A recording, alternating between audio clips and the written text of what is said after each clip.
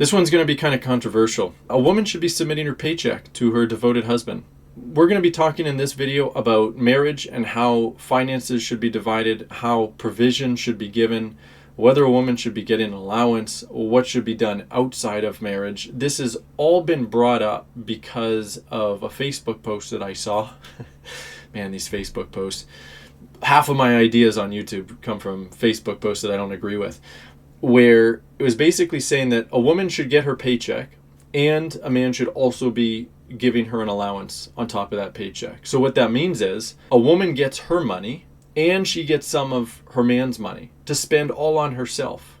Now, there's going to be some situations where this actually makes sense. Totally makes sense. There's also going to be some situations where this makes no sense, and this is going to really screw over men.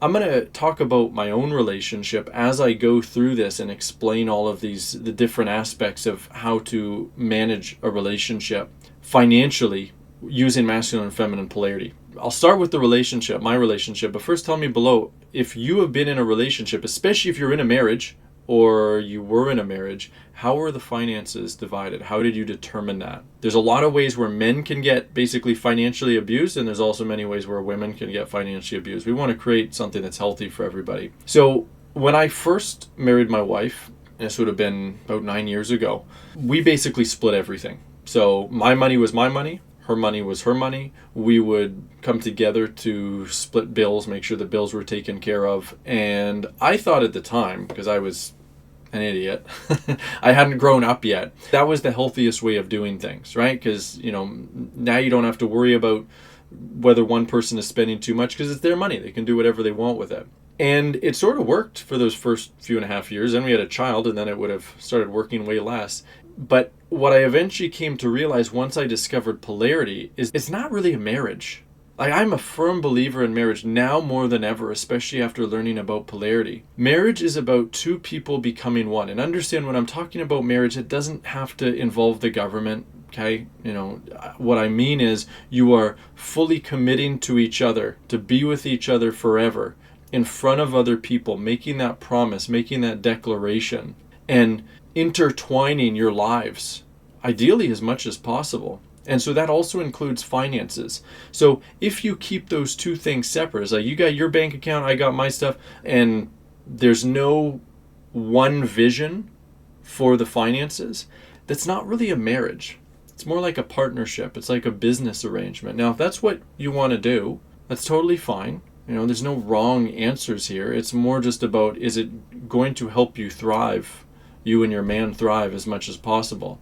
Is it going to be the best relationship that it could be? Could there have been a better way? When I discovered polarity, things shifted for me very quickly. Right away, I realized what we're doing, a lot of things shifted, but what I realized with finances is this is not the way that it's supposed to be. This doesn't make sense. And what I realized, I started listening to my masculine instinct. What I realized made sense and what was right was that I was in charge of the finances as the man, because the man should be leading the relationship. He should be in charge of the relationship, which should mean he should be making the final decisions on investments and budgeting, paying bills, and all of that kind of stuff. I should be in charge of that, which means that my wife would be, this can be a little bit triggering. Hang on if this idea triggers you. Should be submitting her paycheck to me for me to manage. That doesn't mean that she's like, I'm a pimp and I'm taking all of her money. It's not about that at all. Because understand, when I'm managing it, it's not mine. I'm just the manager as the man. It's our money. I don't think of it as like mine and hers. I think of it as ours, and I am using our money to best benefit both of us, to benefit our relationship, to benefit our family. Now, if you've got two separate entities that are always competing over like, oh, but I want to spend this on myself and I want to spend this on myself, there's no single vision. The vision is impaired, and then there's going to be less than ideal decisions that are made. So anyway, I told my wife this is what I want to do. At the time, she was very resistant to that, understandably, because I hadn't been in devotion our entire marriage. I'd been relatively competent with money, but I wasn't demonstrating devotion to her, so she's going to have all these fears. So initially she was resistant. She wasn't willing to do that. I let that go and I focused on other aspects of the relationship to polarize first, to gain trust and all of that stuff. At the time, I was making about twice as much as she was as an income. And It was about 2 years later, something like that. I was now making much more than 2 times what she was making. And I brought up the subject again, where I wanted to be, no, it was less than that actually. She started submitting her paycheck before that. It was actually much, much sooner. And then she was willing to do that. There was some resistance, but she started doing that. So what she did was she would give me her paycheck and then discuss it with her, how much to give her as an allowance. Now, understand this can be another triggering thing, because it's like, an allowance, I'm not a child, and like, this is my paycheck, like, what the hell? Okay, stay calm for a moment. Try to just feel into those feelings that come up if this triggers you in any way. It's not about whether it's an adult or not. This is about a caretaking relationship, right? I am the one that is taking care of her. I am determining from our budget, from everything that we are making collectively, how much makes sense to give her as an allowance, spending money. Like, that's what an allowance is, it's just spending money that's not really being earned, right? Because she's not my employee, as guilt-free spending money. Like, you do whatever you want with this. You could flush it down the toilet if you want. You could just buy a bunch of shoes, even though you got way too many shoes already. You don't have to worry about it. There's no guilt that you're taking away from the family, because I am choosing to give this to you. That's a really great gift for a man to give a woman, so that she doesn't have to feel that sense of responsibility for the finances in any kind of way. Soon after that, I actually retired her. She got pregnant and she started kind of feeling sick, and it's like, babe, there's no point of you working anymore. I'm making tons of money. It's really ridiculous that you're choosing to work at all. Just relax. Quit your job. I'm going to take care of you now. And so that's what she ended up doing. And then I was fully providing her, and I was still continuing to give her an allowance. And that's where we are right now. That's what we're doing. That's what we're going to be doing for the foreseeable future, right? It's like, I bring in all the income. She doesn't have to worry about any of it. She just gets money and gets to spend it on whatever the heck she wants. There's a big issue that comes up, though. Like, that's the ideal. Like, there's many ways to have a polarized relationship, and I'm not here to judge like what's right or wrong, and it's going to depend on individual circumstances and the earning power of the man and the woman and costs and all of that kind of stuff. I'm just saying, in the ideal terms, the most polarized dynamic is where the woman is not working. She is staying at home, especially if there's children involved. But even if there isn't, she's focusing on her passions, her interests. They might be monetized, but she's doing it from the home, ideally. And the man is bringing in the paycheck, and he is providing her with spending money, as well as the roof over her head and the food and the investments and all of that stuff. It's the most polarized. And there's many other, it's like, you don't want to do that? Great. There's many other ways to have a really amazing polarized relationship. I'm just talking about the most polarized, okay? Don't throw out the baby with the bathwater. So I'm going to tell you about the problems that come up when a woman is still earning a paycheck, and a lot of the not so great beliefs that usually women have. Men have their own issues with these beliefs, but I'm going to talk about some of the women's beliefs and how that might be keeping you stuck, and what actually makes sense, so that if you find yourself in this situation, or if you are in this situation in the future, you can navigate it. We'll talk a little bit about feminine communication here too, to communicate with your man or your future man, so that you get your needs met, and so that you don't end up getting hurt. Oh, there's a lot of ways that a woman could get hurt from this work by implementing this incorrectly. So we'll have to talk about that too. Before we talk about that, I'm going to introduce myself. My name is Zach Rohde. I'm here to lead you into creating the relationship of your dreams using your feminine energy and what I call feminine communication to inspire a man into cherishing you. If you've not yet subscribed to this channel, make sure you do that below, hitting the notification bell, and be sure to like this video, because I'm going to make sure it's a really good one for you. And if you would like help learning how to shift out of your unhealthy control patterns and into inspiring a man into taking care of you, go below this video, open up the description. You're going to see the link to my main website, relationshipyourdreams.com. Click on that, and that's where all of my offers are, including my free training that you can watch immediately and learn how to shift out of these control patterns and into a healthier way of communicating and showing up with a man. All right, so if a woman is earning a paycheck, here's this hypothetical. Woman's earning a paycheck. Let's say she's making $70,000 a year. And let's say a man is also bringing in a paycheck. He is bringing in $100,000 a year. There are mainly women out there, almost exclusively women, who believe that they should be able to keep their entire paycheck. And not just that, but also the man is the one that's paying the bills, giving the woman allowance and whatever. This is twisting polarity, because like, there is truth that the man is supposed to be the provider, right? And instinctually as a woman, If your instinct is somewhat online, you feel like, yeah, like I want my man to be providing for me. I want him to be taking care of me. But understand that a man's instinct, if his instinct is online, it's going to be, you shouldn't even be working. You should be staying at home and taking care of the kids. So keep that in mind. But also, there is this, it's like a selfishness that a lot of women have. Now, I don't think many women listening to this video will be really stuck in that selfishness and entitlement. Some might have some of it. I'll help you through it as best I can. Where it's like you're entitled in some way to the man's financial provision while being able to keep everything else that you earn. That's not a marriage. Okay, marriage is about two becoming one. You now have the same goals that are discussed, ideally, should be discussed, and you're working as a team. Now, that team doesn't mean, hey, you're both showing up as men, basically, like you're both providing. You both have different roles. You should both be showing up in a different kind of way. You have different strengths, but you essentially are a team. You're one unit. And so if one person in that unit believes that like, hey, I should be able to keep all of my money that I bring in and use it on whatever I want, which could be totally selfishly. Like, I'm going to go spend it on shoes. I'm going to go spend it on, going on a trip and eating out and stuff. And I'm not going to pay any attention to actually conforming to a vision, submitting to my man's vision of healthy investments and all of that kind of stuff. You're not being a team player. Why would a man want that, especially a masculine man who is in his self-worth, right? If my wife said that to me, like, okay, it's bad enough if a woman is keeping her paycheck in marriage. And understand, I'm talking only in marriage. I'm not talking about boyfriend and girlfriend, right? Like, I don't believe that a woman should be submitting any finances whatsoever outside of marriage. A man needs to decide to fully claim a woman for life. Otherwise, she's wasting her time. Do not, under any condition, any circumstances, submit your paycheck or submit any money or spend money on a man in any kind of way outside of marriage. I'm only talking about marriage here. Marriage is something very special. Marriage is something very special. And obviously, when you get married to a man, you want to choose the right man. You need to know that a man has integrity.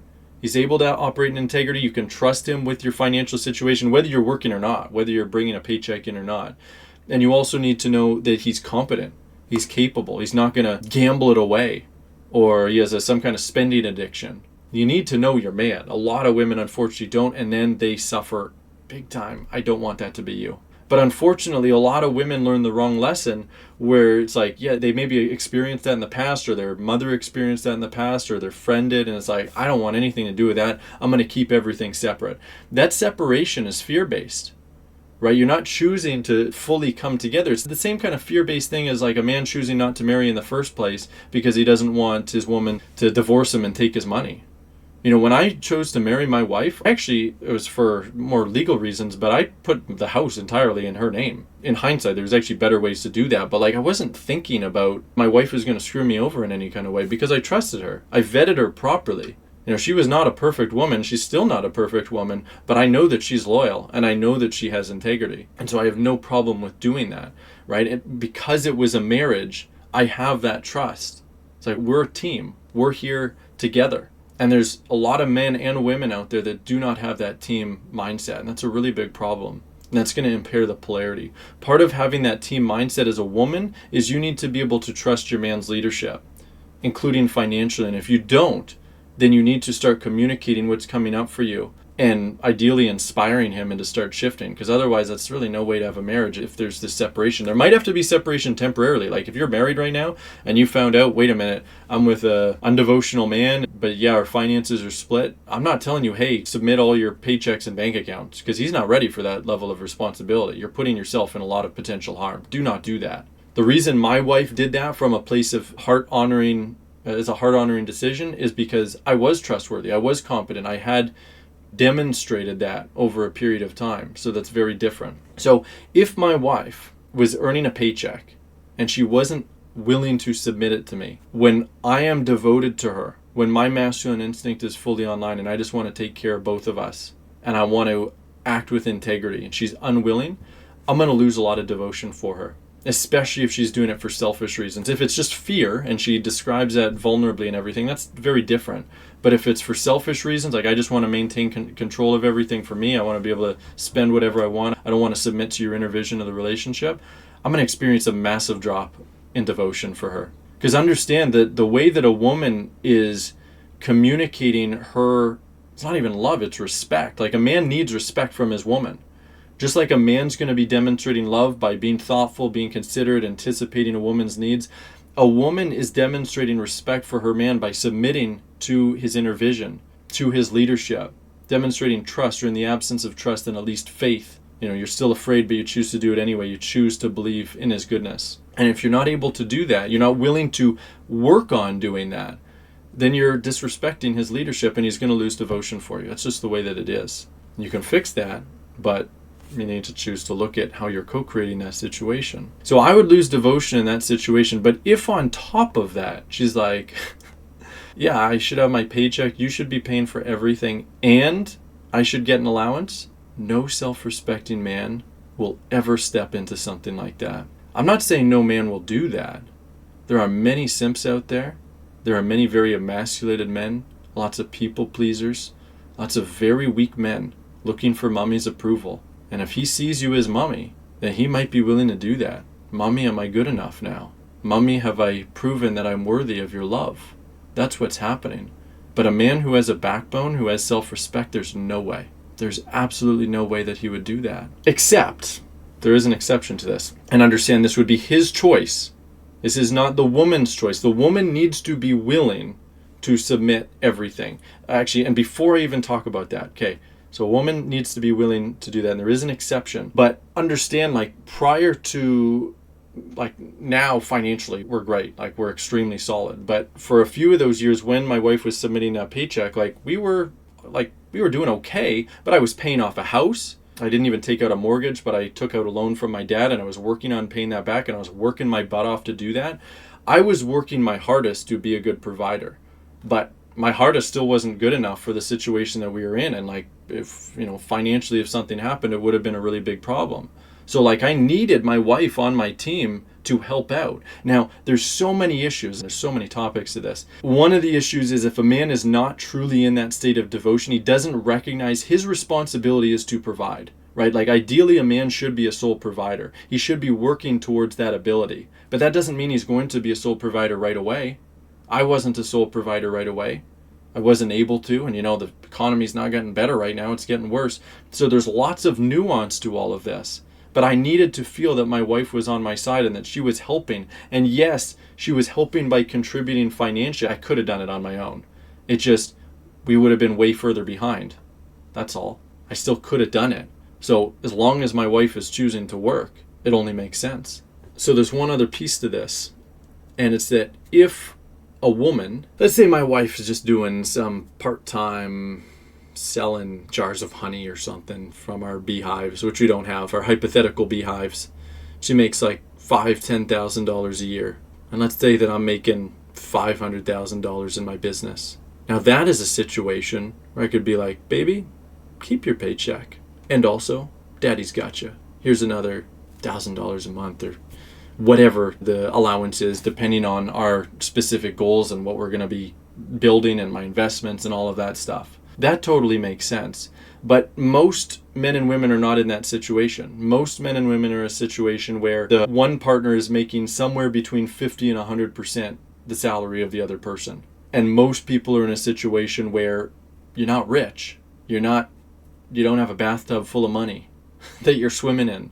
And so you need to choose to be this team, and you need to have that team mindset, that belief. A man really should have the mindset of a sole provider, though. And that makes a really big difference. We can't understate the importance of this, because it's going to feel much worse for a woman to submit her paycheck to a man who doesn't have that provider mindset of baby, I'm going to work my butt off. I'm going to be a sole provider.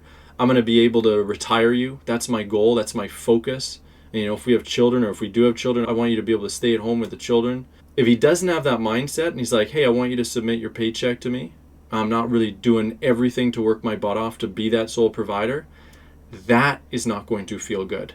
You'll probably feel icky doing that. You'll feel that something is off, and something is off. Because it's not about how a man is providing now. That is important, but more important, it's his mindset. Does he have a provider mindset?